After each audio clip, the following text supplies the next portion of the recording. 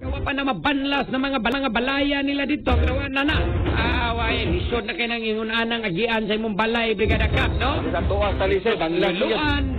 Grabe yun ang kabalayan. Gibanlas, sumayo niya matay. Di na mabasta-basta ni nga tubiga, magahigala kung sa pagkititaw ni Bayin. O, nag-iingo na to kung siya man nga rason, ani. No? Ipahigmata, magitag maayo. Nga di na to na diya lagi taon na yamaan ng atong mga proyekto, Brigada Cap, no? Atong kalikupan, di na to na. Oh, niya kanibang di sa ginato na diya yama-yamaan ang ato ang kalikupan kay maunay makatabang protektar na to. No? Mao siguro gyud ni Brigada Cap nganong naingon ani naman ni grabe naman gining baha ron di naman lang kay tagatuhod tagaliog. No? Lapaw bay naman ning mga baha. Kini nga bagyo nga peti o nga kusuga, no? Do naghapon tay gamay nga kahayag may gala nga makita. Pinagi ni nga to ang pagtan-aw ato mga kinayahan, no? I hope dili ni mga guba sa bintaw ni nga to mga kinayahan nga nindot kayo, no? Kini atong mga tourist destination Brigada Lino nga maagian unya, no? Maagian unya atol sa kining pagsud gyud sa bagyo, no? Bagyo I hope dili ni mga guba intaw ni nga to ang mga kuan ni ato Treehouse has your favorite explorer. And it's a full-on fiesta with episodes every weekday. Are you ready to explore? In Dora the Explorer, weekdays at 11 on Treehouse.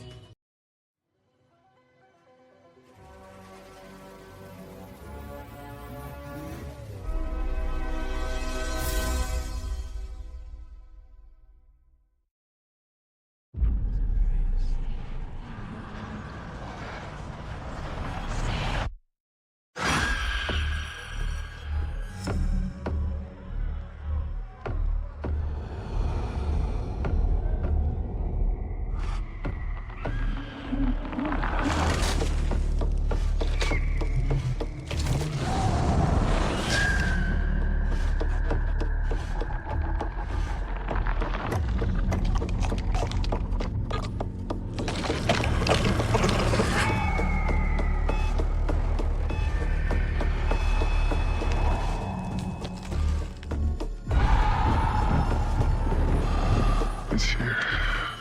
What's here? If you hear the whistle scream, dying is not a choice.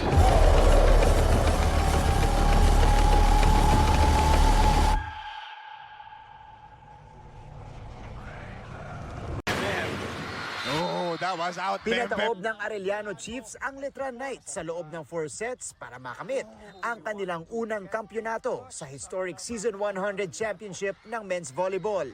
Sa pangunguna ng kanilang setter na si Adi Villados, ipinagpag ng Chiefs ang pagkatalo sa first set at umabante sa 3 sumunod na set para kunin ang championship. Ang kanilang team captain na si Carl Berdal, ang hinirang na finals MVP. At first-year head coach naman na si Carl Brian Vitug ang Coach of the Year. Sa women's division naman, nakumpleto ng Benilde Lady Blazers ang 4-peat o ika-4 na sunod na championship. Si Coach Onyok Gitigan ang Coach of the Year. Sobrang hirap din ang pinagdaanan dahil nakatikim din kami ng talo eh. So lahat yun na-overcome. And yun nga, dahil nga double round robin siya, nakapag-adjust kami. May mga bago eh. So nag-step up sila and deserve nila talaga to. Si Mike Go ang pinangalan ng Finals MVP at Season MVP para sa Season 100. Yung Finals MVP Award ko naman po, lahat naman po kami nagtrabaho dito para din naman po to sa mga teammates ko. Dumalo sa awarding ang mga miyembro ng NCAA Management Committee at Policy Board. At si Senior Vice President and Head of GMA Integrated News, Regional TV and Synergy, Sir Oliver Victor B. Amoroso. Martin Javier, nagbabalita para sa GMA Integrated News.